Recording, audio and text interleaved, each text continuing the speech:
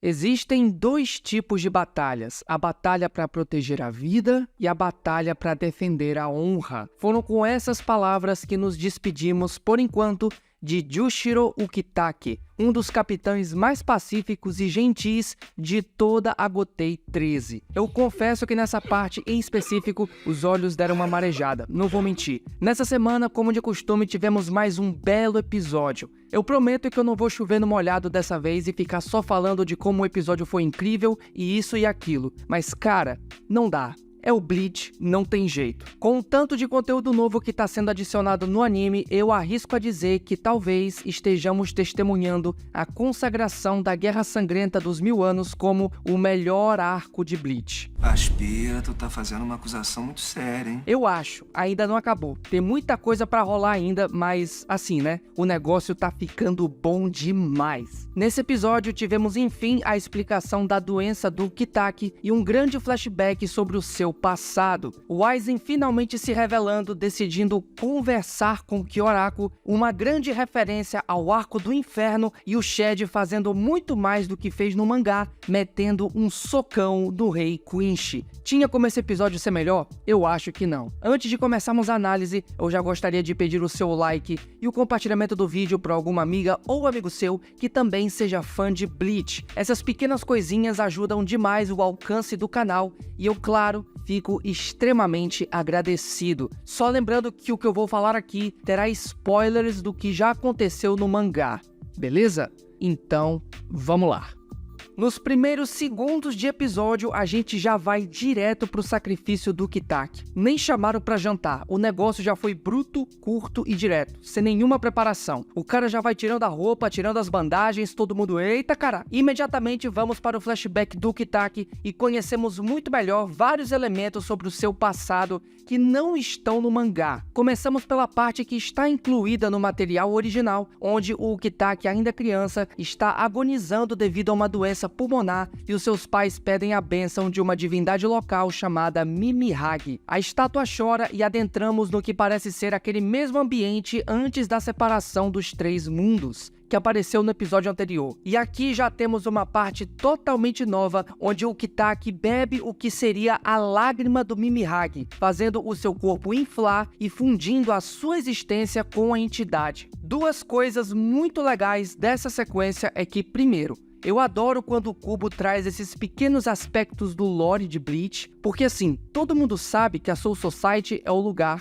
das almas, e que o Sereitei é onde vivem os Shinigamis e as grandes famílias nobres, enquanto o Rukongai abriga toda a galera que não se encaixa nessas duas categorias, com a maior parte da população vivendo em condições de pobreza e violência. A questão do Mimihage ser uma divindade local de Rukongai traz uma profundidade gigante para esse aspecto de Bleach, porque a gente percebe que nas condições de necessidade, nas condições de ausência, a população de Rukongai não vai buscar rezar para o Rei das Almas. Muitos nem mesmo sabem da existência dele, o que abre espaço para outras divindades, mitos e figuras locais fazerem o seu próprio nome. O que será que se esconde nos distritos mais distantes de Rukongai, hein? Quais são as outras figuras locais que essa população que tanto sofre com a pobreza costuma venerar? Essa parada do Mimihage ser uma espécie de alternativa para o sofrimento daquele povo, algo em que eles podem se agarrar,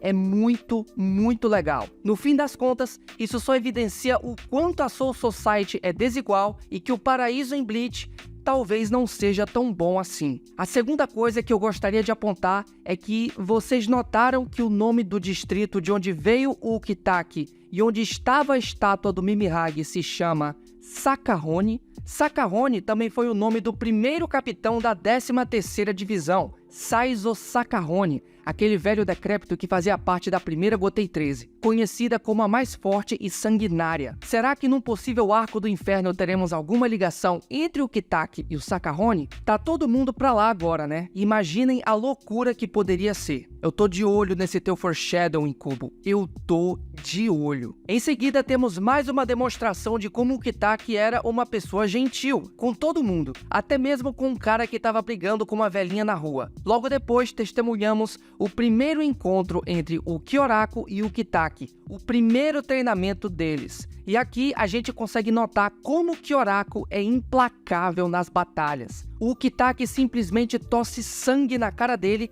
e o cara nem hesita, maluco. Vê o oponente todo doente e não tá nem aí, só tá pensando na vitória. Muito foda esse detalhe. Temos mais diálogos com o Sasakibe, Yamamoto e o Nohana e depois saltamos para o momento onde o Kitaki mostra a estátua e fala sobre o Mimihage pro Kyoraku. Legal que o próprio Kyoraku parece saber bastante coisa relacionada ao Rei das Almas, como a questão da mão do progresso e da mão da estagnação. Avançando mais no tempo, chegamos no período que se sucede à morte do Kaien, e vemos um Kyoraku preocupado com seu amigo que estaria arriscando sua vida desnecessariamente. Mais uma vez, eu preciso ressaltar esses diálogos que parecem não ter tanta importância, mas que complementam as personalidades de cada personagem. Eu gosto muito desses momentos. Logo depois, chegamos na época atual, após a morte do Yamamoto, e temos o Kubo simplesmente dropando um diálogo que faz referência direta ao Arco do Inferno, onde a Nohana diz adeus ao Kitaki e ele solta um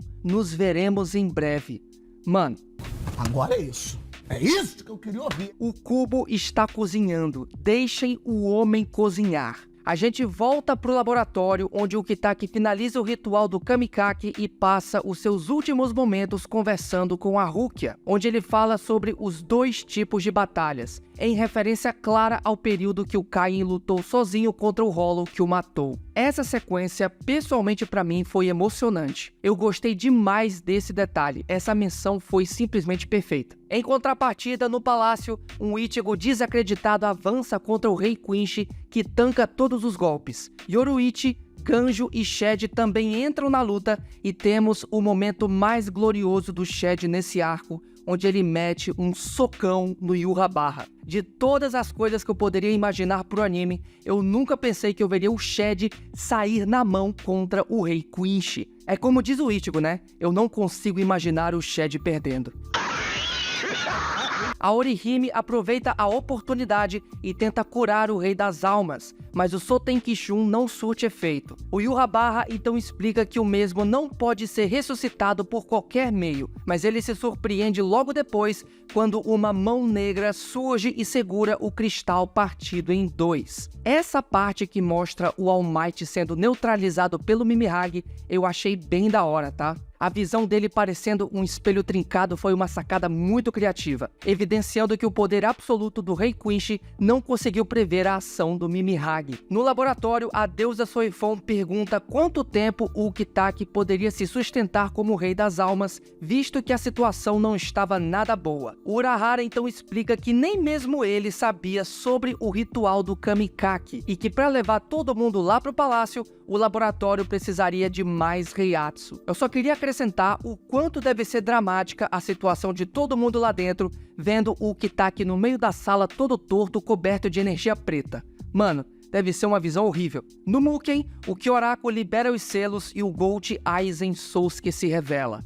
A conversa dos dois é muito interessante e até engraçada porque parece que toda hora os dois estão saindo pela tangente. Ninguém fala nada com nada, é toda hora um querendo dar uma rasteira no outro. O Kyoraku então pede pro Aizen sentar na cadeirinha e temos um dos funcionários mais amadores da Soul Society entrando em ação, partindo pra conter o Aizen. Perdeu os dedos aí, ó, pra deixar de ser otário. Aqui a gente percebe que assim como o Ichigo, o Aizen também tá muito poderoso. O sangue do cara nem sequer chega a tocar no Aizen. Tudo evapora graças puramente à sua pressão espiritual. Kyoraku e Aizen entram em comum acordo e o episódio termina com uma visão imponente do Mimihage ultrapassando as barreiras da Soul Society e alcançando os céus. De poema, eu acho que é a voz do Ishida, mas ela tá com efeito duplicado, então fica um pouco difícil de identificar. E pelo título e as palavras do poema, eu acho que teremos mais um embate entre Ichigo e Ishida.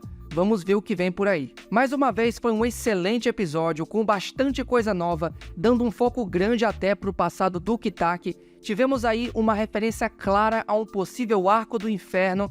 E mano, essa temporada só melhora. Só pedrada atrás de pedrada. Episódio incrível. Adorei.